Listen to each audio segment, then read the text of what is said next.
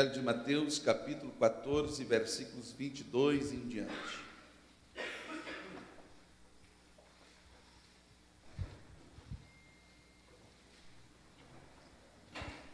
Mateus, capítulo de número 14, versículo 22 em diante. Hoje eu quero trazer essa narrativa que Jesus anda por cima do mar.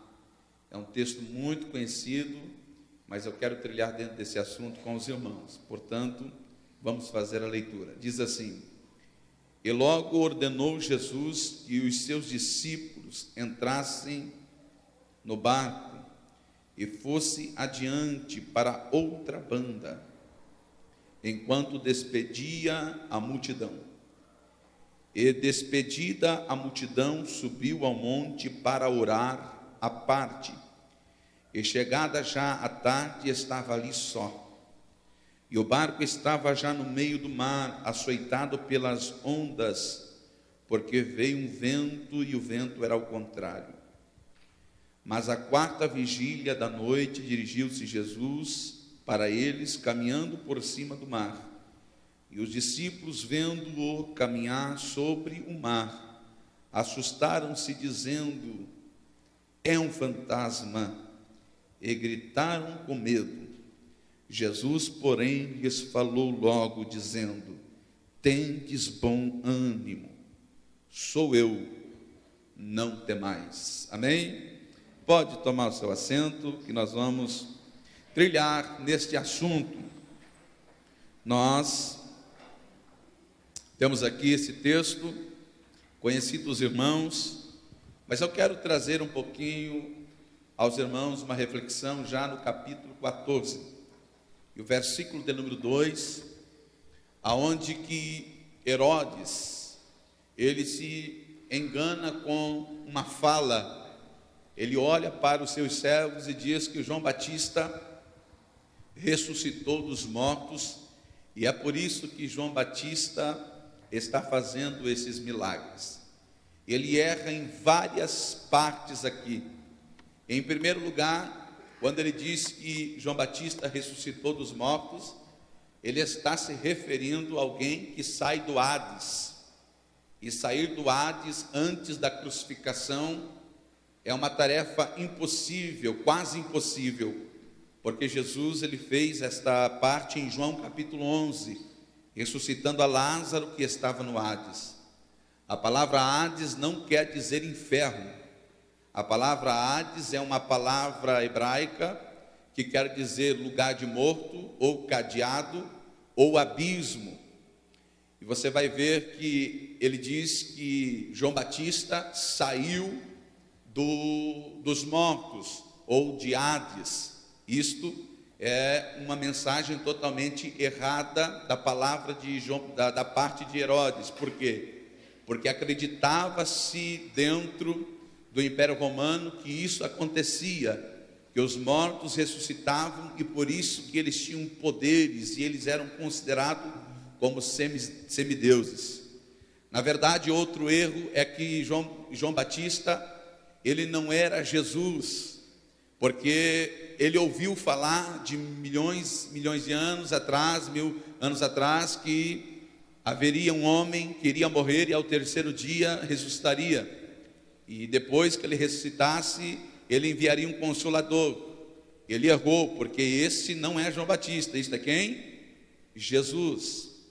Outro erro sério de Herodes: ele disse e propagou dizendo que somente quem vem dos mortos tem poder para fazer milagre. Não.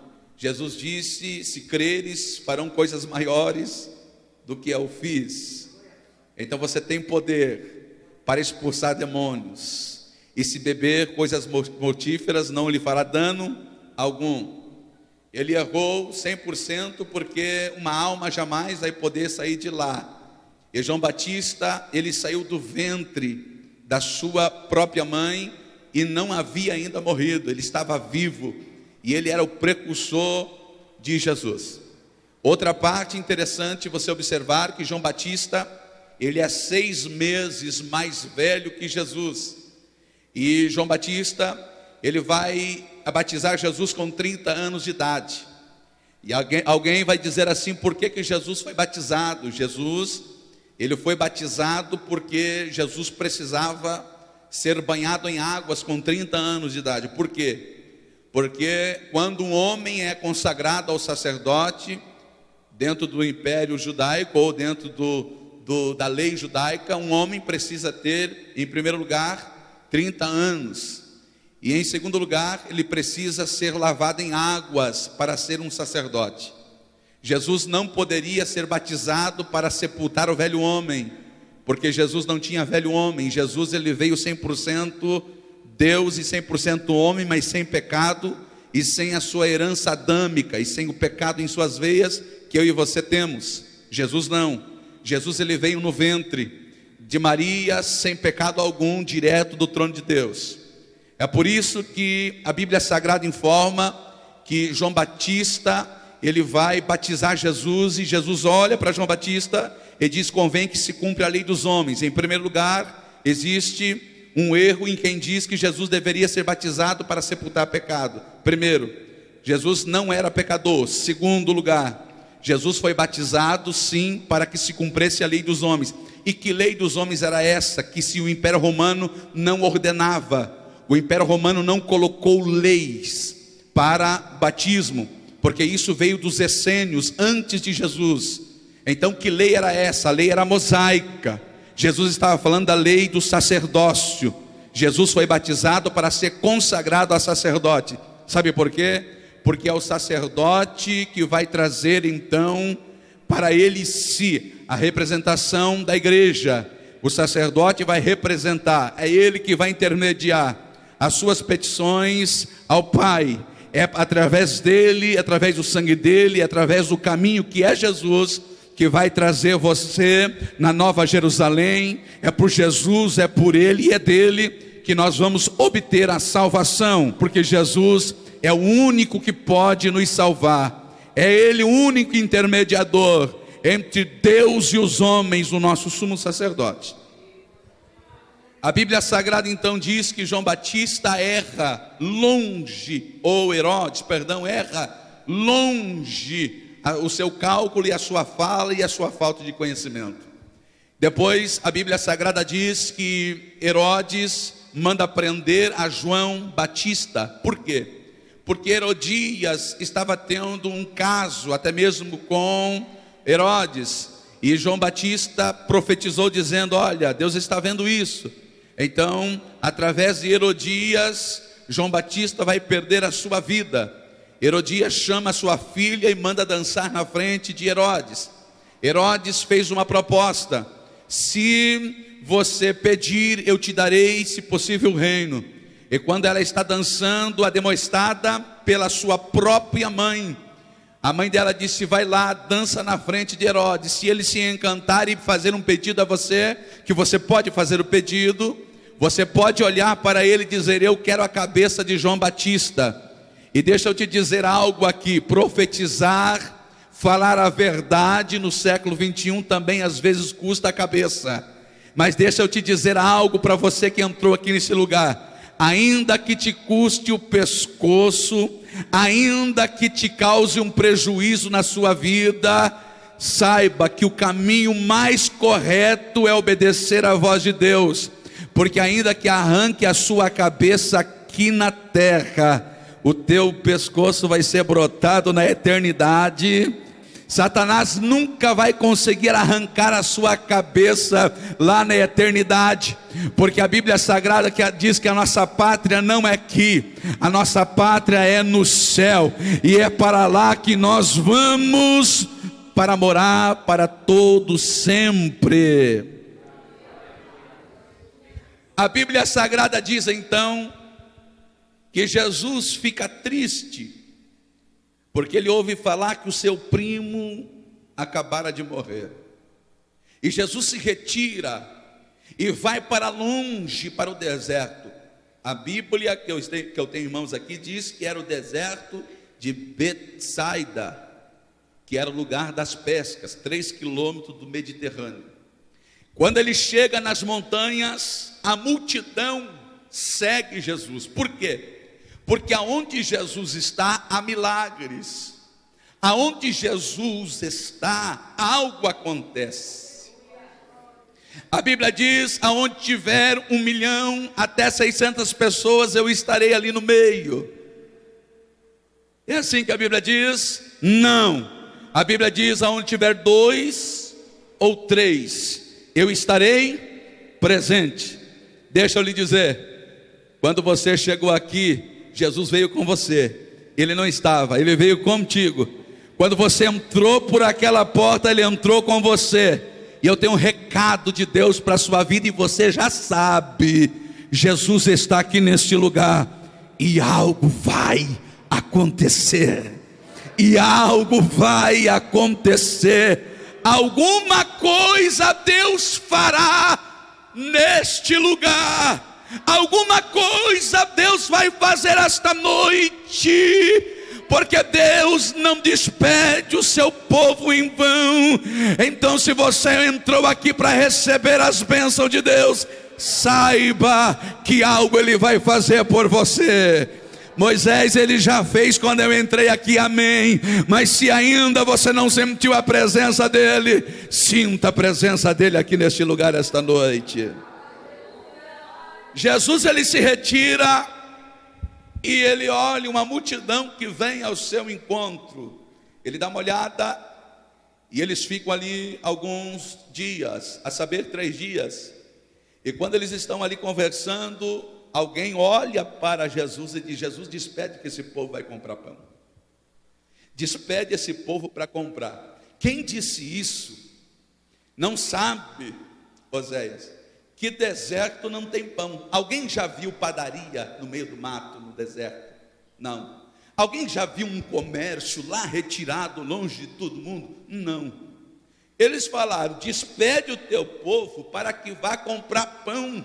Mas comprar pão tem que atravessar Betsaida e ir do outro lado, que fica Séforis, que é o mar de Tiberíades, Cafarnaum, os lugares que tinha na extremidade, mas são tantos quilômetros para atravessar ou caminhando. Jesus entendeu que eles não voltariam, e Jesus quer fazer algo. É por isso que Ele não despede o seu povo em vão. Então Ele vai fazer um milagre. Mas o povo não tem dinheiro para comprar pão, somente 200 pratas. Não compra pão. Para tanta multidão, são quase 5.000 homens, fora criança. Faça uma soma para você ver. Se são quase 5.000, então não tem número. São quase 4.999, então, pessoas, 1.000 pessoas, porque são quase 5.000. Está ali um número que a Bíblia não diz, mas esses 4.000 e tantas pessoas que tem, se tiver a esposa junto, já dá quase 9.000. Se cada um tiver um filho junto, já vai multiplicar para quase 15.000 pessoas que estão ali. Mas a Bíblia Sagrada diz que Jesus disse: traga aqui os 5 pães, traga aqui os 2 peixinhos. Em outras versões a Bíblia diz que Jesus multiplicou o pão. Mas como Jesus multiplicou o pão? Jesus multiplicava, irmão Nestor, o pão nas mãos dos discípulos. Nas mãos. Jesus levava o pão na mão dos discípulos, e eles, conforme iam distribuindo, o milagre vai acontecendo. Jesus está dizendo: ei, nós estamos no deserto, mas eu sou o pão vivo que desceu do céu. Deixa eu te dizer algo aqui, e isto é muito sério. Eu quero que você que está me assistindo marque na sua Bíblia, para você nunca esquecer. Jesus perguntou, pastor Irineu: quantos pães tem? Falaram: 5 pães e 2 peixinhos. Eu vou pedir quantos pães tem, e os irmãos respondam: quantos pães tem? 5. Quantos pães? 5 pães. Errado, não é 5 pães. Jesus queria que eles falassem: Jesus, tem 5 pães de cevada, mas tem 6 pães no deserto, porque tu és o pão vivo que desceu do céu. Ainda que você não entendeu, eu vou te explicar. Tem 5 pão na mão do homem, mas Jesus, ele é o pão vivo que desceu do céu. E se o pão vivo que desceu do céu estiver, 5 pão que tiver na mão do homem vai se multiplicar, porque o que vale é o pão que desceu, o que vale é Jesus de Nazaré. E deixa eu te dizer algo, tem pessoas que entrou por aquela porta, Rovaia Xéria, você que está me assistindo, ouça o que eu vou te dizer aqui. Você está no deserto, você só tem 5 pão, mas 5 pão é insignificante para tantas lutas e tantas provas que invadiu a sua vida. Mas o pão vivo que desceu do céu, Jesus, está nesse teu deserto, e vai ter fartura na tua casa, vai ter fartura na tua família.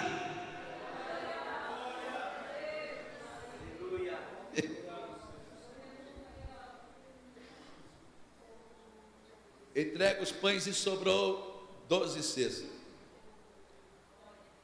Se você for estudar a Bíblia, você vai ver que está escrito assim, que sobejaram 12, quantos? 12. Jesus está dizendo assim: eu sou o pão vivo, e vou fazer sobrar 12, para simbolizar as 12 tribos, para simbolizar as 12 portas, para simbolizar as portas de Sião, de Apocalipse, capítulo 1, 21, e o versículo de número 18 e 19, para simbolizar que eu, Jesus, estou multiplicando o pão para este povo, para que eles não só venham comer o pão que eu multipliquei, mas para que eles possam entender que existe um mistério além deste pão que eles estão comendo. Eu não vim só para matar a fome deles, eu vim para salvá-lo.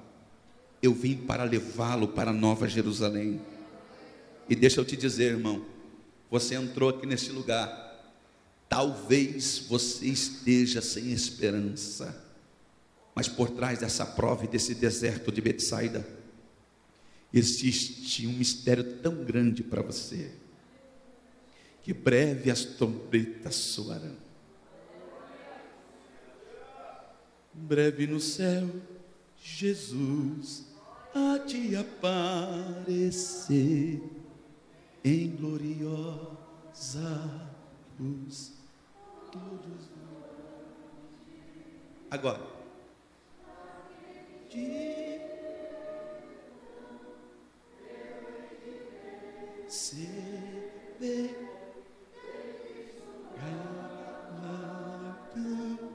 oh, que prazer. Breve verei, oh Jesus, e viverei em plena luz, o lindo céu, Arabachai, eu gozarei, aleluia.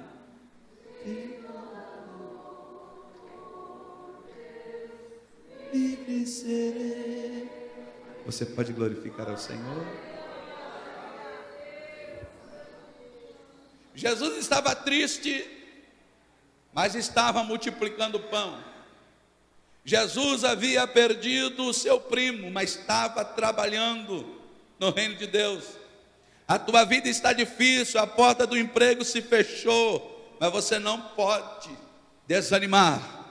Você tem que trabalhar no reino de Deus, porque vai sobejar, vai sobejar. A Bíblia diz que Jesus vai até, despede o povo que estava ali, mas antes ele diz assim, e logo Jesus convidou os discípulos para ir para outra margem. Isso significa dizer que atravessar o mar ou o lago da Galileia, que é chamado de mar, mas é um lago grande. Ele diz assim, se ele convida você para outra margem, isso vai tipificar o quê? Que Jesus está convidando você para desafios. Jesus está convidando você para um novo tempo, passar para outra margem. E se Jesus convida você e ordena você, ele é responsável para cuidar você. até você chegar em terras firmes. A Bíblia diz que Jesus ordena que os discípulos vão para outra margem, e ele vai orar sozinho. Olha só, irmão, 6 horas da tarde. A Bíblia diz aproximadamente 6 horas da tarde, Jesus, de tardezinha, 6 horas da tarde, Jesus sobe para orar. E Jesus está sozinho orando, das 6 horas até a quarta vigília. A quarta vigília é das 3 horas da manhã até 6 da manhã.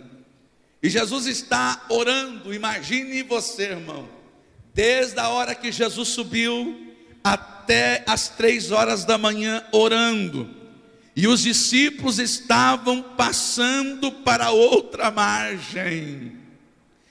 Eu imagino Pedro, Tiago e João no barquinho, sentado com os remos, olhando para Tiago e o mar e o barco assim, um olhava para o outro e dizia assim: ei, Pedrinho, que Jesus poderoso.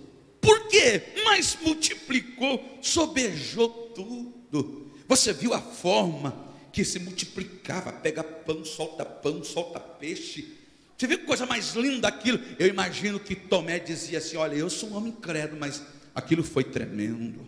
Eu imagino que eles vão conversando dentro do barco, e Pedro, que era destemido, só por aqui, ó, levando. Quando chegaram no meio, a Bíblia diz que deu 3 horas da manhã, Jesus está orando, e Jesus para de orar. Por quê? Porque um vento forte começa a soprar o barco, e começa a levar a água para dentro do barco, que o gaúcho chama de caico.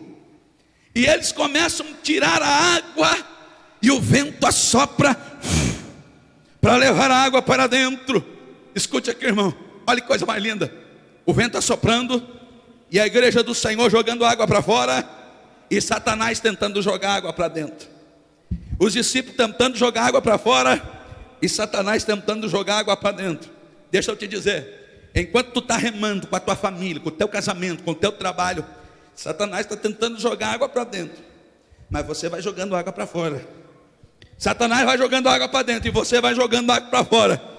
E quando você não aguentar mais, Jesus aparece, e Ele vai aparecer nessa causa.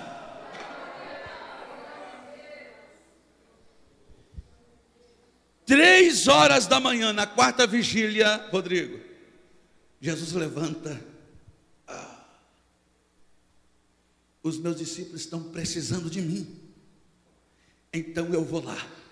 Jesus começa a descer e chega no mar. Jesus poderia ir voando, sim ou não, irmão? Sim ou não? Sim. Jesus poderia pedir para que a sua imutabilidade, que são os tributos que Ele deixou, claro, presta atenção, que Ele deixou para assumir o 100% homem, como Cordeiro de Deus. Ele poderia pedir, porque Ele é poderoso, mas Ele foi andando por cima das águas. Ele foi andando por cima das águas. Qual era o problema dos discípulos? O vento e a água. Jesus então vai por cima dos problemas dos discípulos. Ele vai caminhando por cima dos problemas. A Bíblia diz que de longe Pedro viu, os discípulos também viram, e a voz de Pedro disse: és tu, Senhor? Porque estão dizendo que tu és um fantasma. É um fantasma. Pedro olhou para Jesus e disse: és tu, Senhor? Ele disse: sou eu mesmo, Pedrinho. Então venha. Tu quer vir a mim? Então venha. Eu vou mesmo. Estou indo, Senhor. A Bíblia diz que ele vai caminhando por cima das águas, e ele vai caminhando por cima dos problemas que lhe atingiram.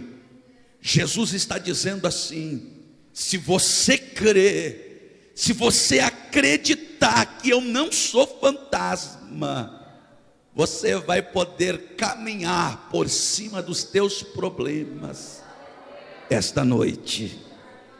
Deixa eu te dizer, o vento que está soprando a tua vida não vai te matar, não vai. Esta água vai ficar debaixo do barco. O mar representa o mundo. O vento que está soprando é ao contrário. Quem é ao contrário? Satanás. É ele que quer destruir a sua vida. Mas a igreja representa o barco. Os discípulos somos nós que estamos aqui remando. Tem muitos que não puderam vir porque estão trabalhando, e outros porque não quiseram vir mesmo, mas tudo bem, pertence ao barco também, não importa. O importante é nós não desistirmos. A igreja do São Cristóvão é uma igreja missionária, é uma igreja que está construindo. Irmãos, esses dias atrás levaram o carro do Mateus, a igreja se uniu, estão pagando tudo de volta, e eu estava dizendo, até quando Satanás rouba, ele perde, porque a igreja do Senhor é junta, é unida. Você pode dar glória a Deus. Jesus olhou e disse: tende bom ânimo, tende bom ânimo, tende bom ânimo. Eu vou pedir a você esta noite para dizer: Senhor, me dê ânimo. Diga: Senhor, me dê ânimo. É Deus que cuida de você, é Deus que guarda você. Eu conversava com o irmão esses dias, olhe para mim, e ele disse assim para mim, que ele estava em cima na casa dele e veio 5 bandidos. Os filhos estavam lá no porão, olha só, irmão. Estavam lá, os filhos dele, e ele estava lá, de repente, chegou uns camaradas, tudo com máscara e tal, tipo ninjas. E ele olhou e disse: alguém está brincando, os meus filhos estão brincando. Ele olhou e viu uma pistola, aquela de 6 tiros, na mão. E quando ele viu que era assaltante, entrou para dentro da casa dele assim, já deu uma rasteira nele, derrubou, deu um chute no rosto do irmão. O óculos dele já ficou para o lado, recém tinha feito o óculos, ficou aquele roxão assim, mas deu uma pancada no rosto dele, do irmão. E quando eles saíram assim, o irmão se levantou e o homem virou com a pistola assim, e ele levantou as mãos, e deu, ele contando para mim assim, que deu uma coragem, ele levantou as mãos, e quando ele levantou as mãos, o homem veio descendo de ré, e ele levantou as mãos assim, pedindo a Deus misericórdia. Aquele homem puxou o gatilho, pá, deu um tiro nele, a bala pegou no ombro assim, saiu e pegou na parede. Foram para o fórum, porque pegaram o bandido. Quando chegaram lá no fórum, esse irmão chegou e disse assim: escuta aqui, o que eu te fiz? Eu não te fiz nada, por que você me atirou? Ele disse: não, é porque quando você levantou as suas mãos para cima, eu vi 2 pistolas na sua cinta, e o irmão não estava armado. Eu vi 2 pistolas cromadas, lindas assim, em você. Sabe o que é isso, irmão? Você está armado e não sabe. O inimigo olha para você assim, ele sai de perto porque ele está vendo você armado. Foi assim, irmão Nestor? Foi assim? Foi o irmão Nestor, disse, quando ele levantou as mãos, viram que ele estava armado. Mas o irmão Nestor não tinha arma nenhuma. E ele disse: eu vi você armado. A armadura de Deus está sobre você.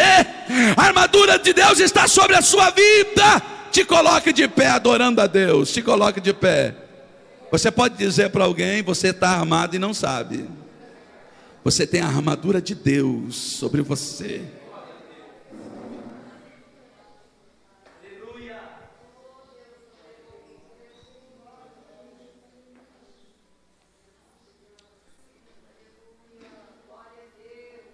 Talvez a tua luta é tão grande e tem alguém dizendo que é fantasma. A pergunta que eu quero fazer a você: era fantasma? Mas os discípulos falaram que era. Isso quer dizer que às vezes as pessoas estão enganadas sobre o assunto. Tem gente que vai ver fantasma em tudo. Tem gente que vai olhar para você assim: não vai dar certo. Esqueça. Perca. Desiste porque isso nunca vai dar certo. Seu filho não vai voltar. Está fazendo disso um fantasma. Fantasma existe, irmãos? Eles estão falando algo que não existe. Fantasmas. Tem gente dizendo que é Gasparzinho, que jamais vai acontecer milagre sobre a tua vida e sobre a tua família. Quando alguém olha para você e diz assim, a porta do emprego não vai se abrir, são pessoas que estão vendo errado.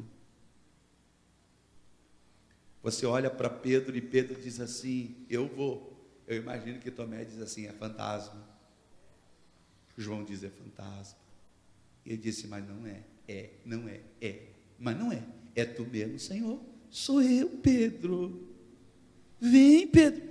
Vou mesmo, Senhor. O Senhor sabe que eu sou valente. Então vem, Pedro. Não vai que é fantasma.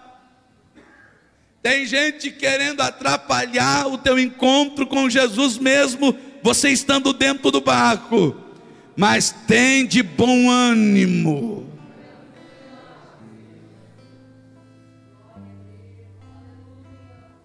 Ó, lá está indo Pedro. A Bíblia diz que ele olhou para trás e começou a afundar. Ele olhou para quem estava dizendo, é fantasma. Irmão, olhe para Jesus. Não tire os seus olhos de Jesus, porque Jesus não vai deixar você sucumbir. Amém? Quando ele está afundando, Jesus pega ele pela mão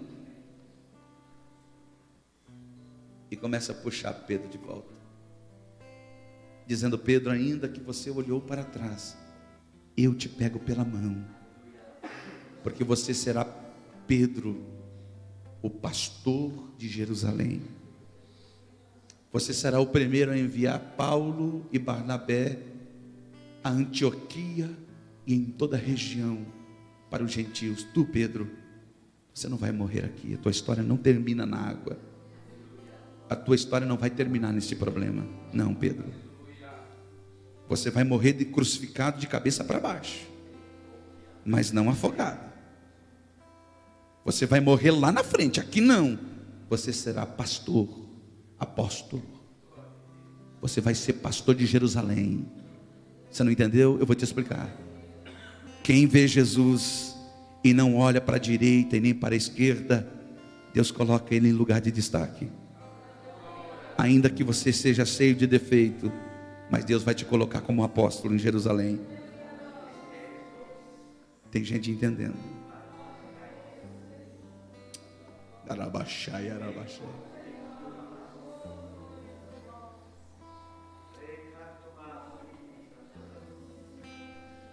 O Espírito Santo está dizendo na boca do servo de Deus aqui: tem de bom ânimo, sou eu. Tem de bom ânimo, sou eu. Toma coragem e sai do teu lugar e vem aqui à frente, porque Jesus te convidou para atravessar a outra margem. Você está preparado? Você está preparado? Então saia do teu lugar e vem aqui, porque Jesus vai atravessar contigo esse mar bravio. Sai do teu lugar e venha. São 9h08. Eu quero encerrar. Eu quero convidar a igreja, você que veio participar desse culto, vem aqui à frente que eu quero orar, porque Deus tem algo reservado esta noite para a sua vida. Toma coragem, vem aqui à frente, eu quero orar por vocês. Eu quero convidar aleatório assim, a todos vocês, você que pode vir, você que está nesse projeto. Aleluia.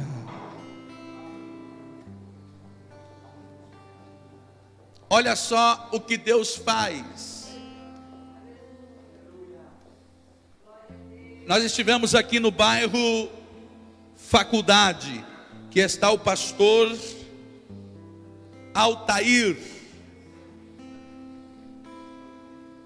Interessante, Ali. Eu estava ministrando a palavra de Deus ministrando a palavra de Deus, de repente, até os nossos adolescentes estavam lá, cantaram lindo para Jesus, pastor, entendeu? Cantaram lindo para Jesus. E eu estou ministrando a palavra de Deus, Deus falou comigo, falou assim para mim: filho, diga para os haitianos que estão dentro do meu santuário. E eu me assustei. Vem, Mateus, cadê o Mateus? Aí eu chamei: cadê os haitianos? E eles vieram para frente, 3, por 3, né, Mateus? E eu estava ministrando a palavra de Deus, e eu falei assim para eles: assim, pelo poder da palavra, Deus vai mover os documentos por vocês. E vocês estão aqui. Aí eu ouvi o pastor pular e saltar e falar em mistério. Ele diz assim: Deus vai mover as águas por vocês. Aí Deus me usou para falar com eles. O pastor pegou o microfone e a igreja foi tomada em línguas estranhas. Jesus começou a renovar. Aí eu não entendi nada. Ele disse: Moisés, eles estão aqui dizendo que eles não conseguem casar, porque os documentos deles estão com problemas, têm que ir para Haiti. E os papéis não estão dando certo, e nós estamos orando há 30 dias, porque são uma bênção para nós aqui, nós não conseguimos fazer eles casar. Resultado, irmão, Deus está movendo as águas em favor. Sabe por quê? Porque é Deus que cuida dos seus. Esta noite Deus está movendo as águas por você.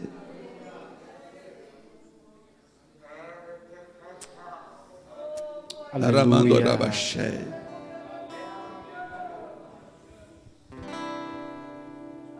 Não aferrou. A Bíblia diz assim: nem importa que no meio, que se feche diante. é por isso que diz: aviva, ó Senhor, a tua obra no meio, porque é no meio que vem as tempestades.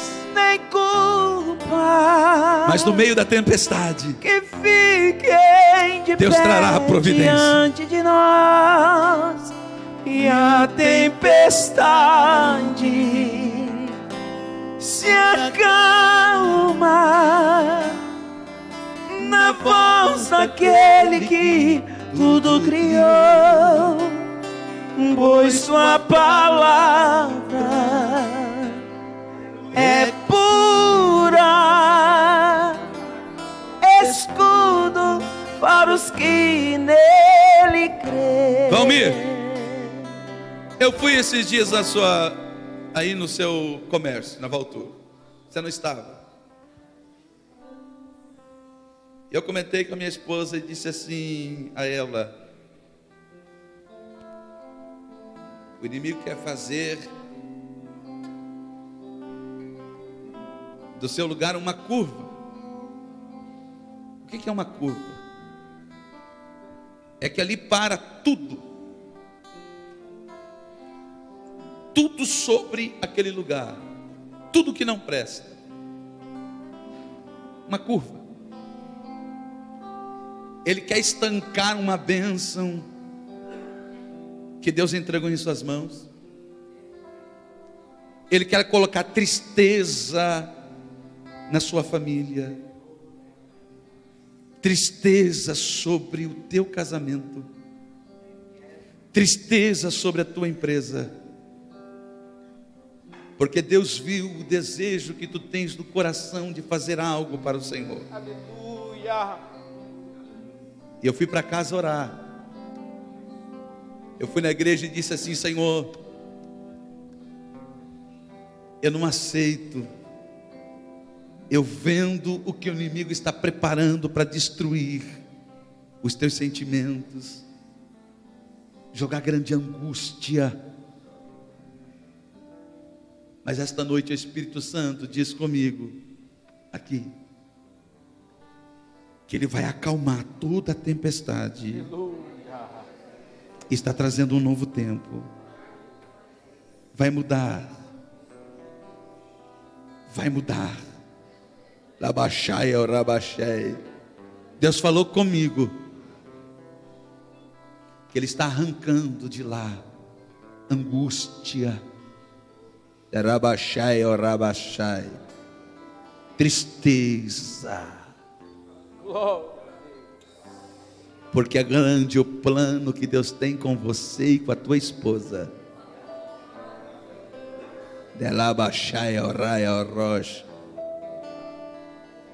Você vai notar a diferença, viu, Cacilda? Deus está entrando com providência. Deus vai colocar as coisas tudo no lugar, porque está chegando um novo tempo. Deus vai arrumar o caminho. Nessa terça-feira, Deus está falando comigo fortemente que Ele vai acalmar a tempestade do lar de muitas pessoas aqui. A igreja crê? Ó Senhor, te louvarei. Eu quero que você feche os seus olhos. Pois meu Feche os seus fôlego é a olhos. sua vida. E nunca me cansarei. Olhe de dentro do barco, Jesus apontando. Posso ouvir a sua voz. Olha Jesus É mais doce aparecendo do que o na mel. tua casa. E me tira desta cova. Olha Jesus chegando entre os vendavais. E me leva até o céu. Olha com os teus olhos. Pode olhar. Pode olhar. Chave, fogo e terremoto. Jesus está estendendo as mãos para você, dizendo: saia do barco, venha. Vento forte que passou. Vai. Pode ir, Jesus está dizendo: tem de bom Já ânimo. vivi tantos perigos, Um novo rumo, um novo caminho está chegando. mas tua voz me acalmou. Ainda que o inimigo quis fazer curva para colocar toda a tristeza na tua casa, esta noite Deus vai aplainar o caminho. Os seus limites. Deus vai aplainar o leito do rio para as bênçãos da tua família. Tão seguro.